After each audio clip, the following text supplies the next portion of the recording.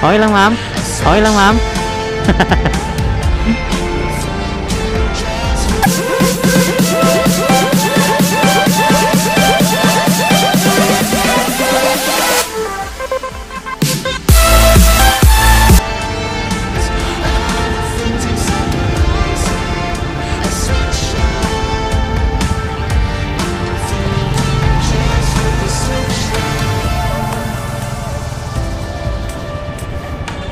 Brad, alam mo yung ano rito? Siomoy. Ha? Siomoy ba? Siomoy. Siomoy yan eh. Siomoy. Siomoy. Saan?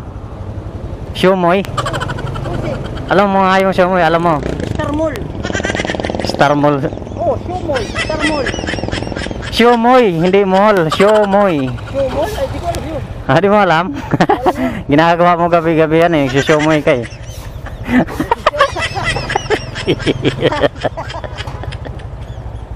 Oh. Ha? Uwi na ako? Uwi na ako?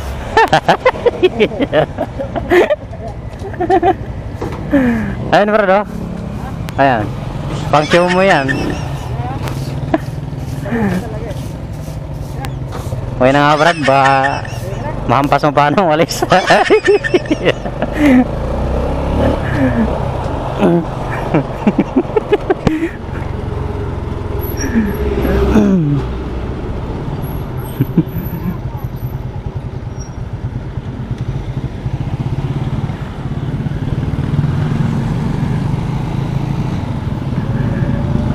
So alright guys, welcome back ulit dito sa ating panabagong vlog episode. So ang vlog natin ngayon ay kukuha ako ng NBI dito sa may Show Mall. Malapit lang dito sa trabahoan ko. So dito na lang kukuha. Ang problema, alas 9 pa ng umaga ang bukas. So maghihintay pa ako ng isang oras mahigit. Ay ang oras natin ay alas 7 pa lang. So isang oras pa ang hihintayin ko. So okay lang at malapit lang naman. So dito sa may Show Mall na to ay merong renewhan ng NBI at renewhan ng driver's license or student permit. Ayan yung mall na yan.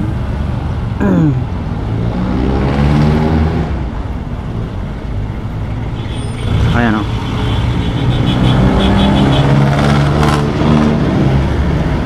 Umaga pa lang may nakapila na. Ayan o. Ayan, nakapila yung mga yan.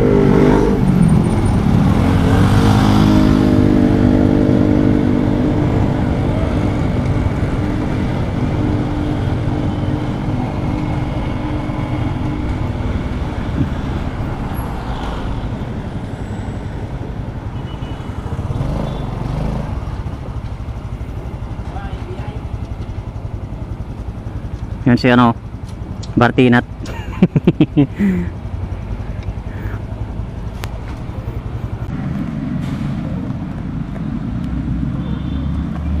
Alright mga tong, kuha tayo ng NBI. Dito tayo kuha ng NBI.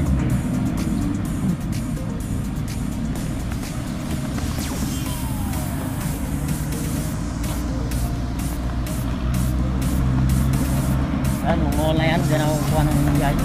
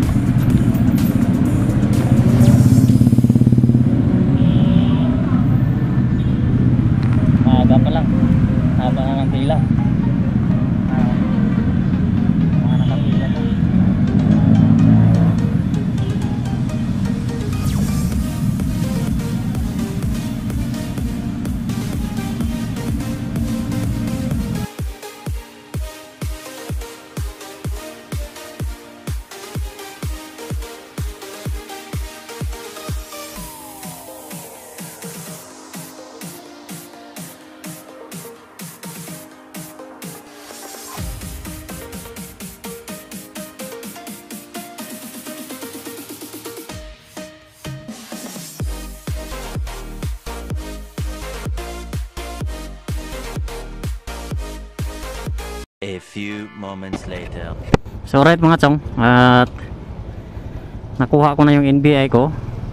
Wala akong kahit.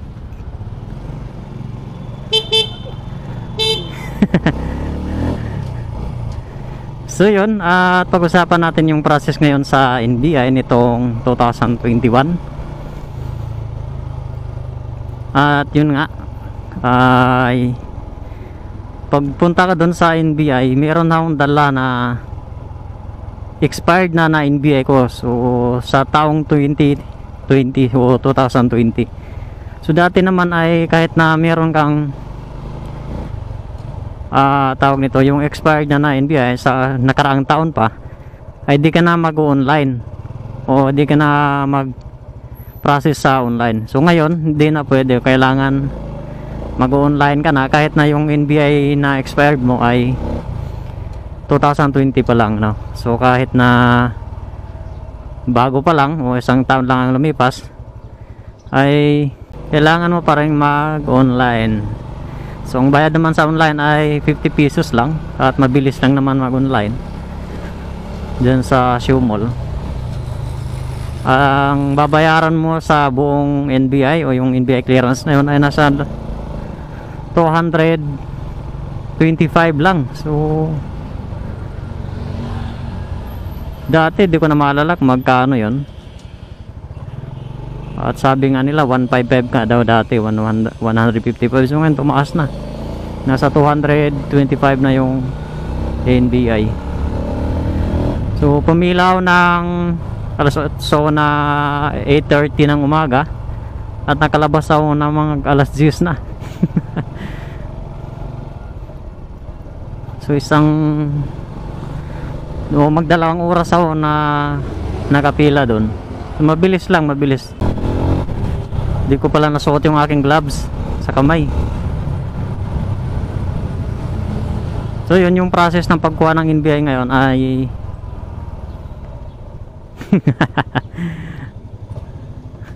okay lang ma'am. Ayun nga, mag-online muna.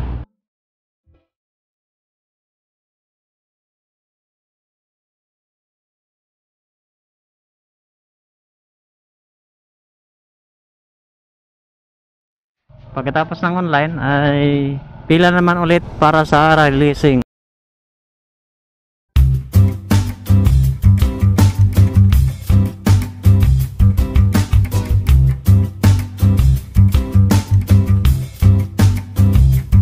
Pagkatapos ng releasing, doon mo malalaman kung doon mo malalaman kung may kahit ka. So since dati pa naman ay wala akong kahit sa NBI, wala akong kapangalan na mayroong kaso o may file case sa NBI. So agad kong nakukuha yung aking NBI clearance. So yun lang mga guys, at short info lang sa patungkol sa NBI. So kung kayo naman ay magre-renew ng NBI o kukuha ng NBI at malapit kayo rito sa Shoe Mall Mandaluyong, so dyan na lang kayo pumunta at mabilis ang process. Magdala lang kayo ng, kung wala kayong expired na NBI nyo, magdala lang kayo ng 2 valid ID kasi yun yung hinihingi, 2 valid ID. Tapos kung gusto nyo ng maaga kayong pipila, pumunta kayo ng maaga, mga 8:30 o kaya alas 8, pila kayo dahil alas 9 ang bukas ng mall at ng NBI office.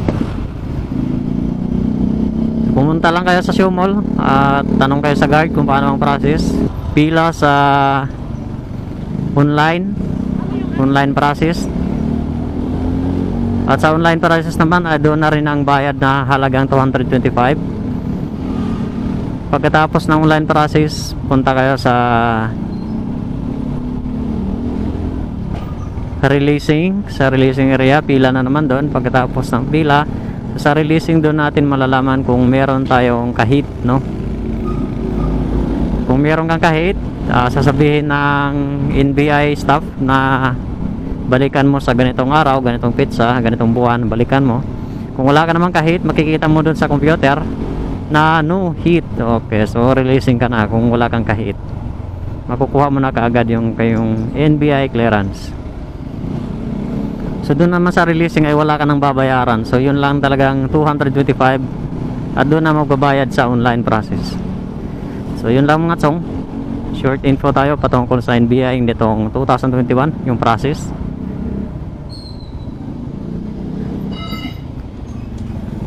So nalaman ko yung NBI dyan sa may show mall since nagtrabaho ako dyan sa Mandaluyong. Meron renewhan dyan. At bukod sa NBI, meron pa ring renewhan ng driver's license. So kung magre-renew ka ng lisensya or student permit, pwede kayo dyan sa show mall na.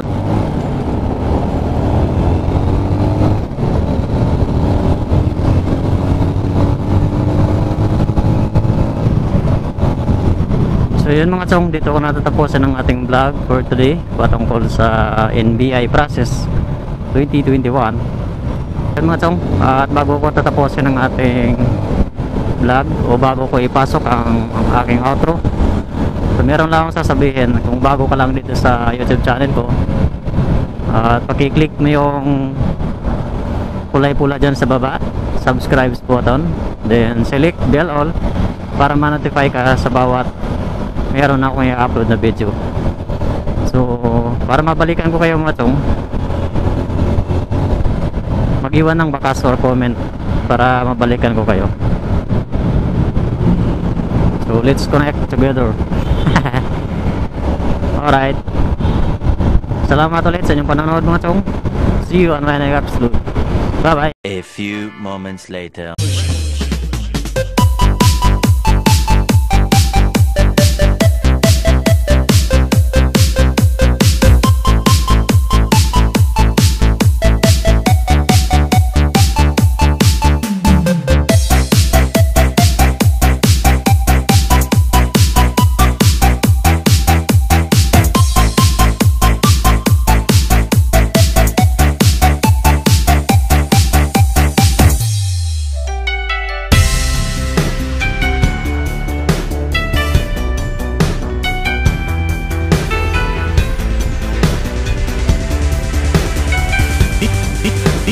DJ Otto.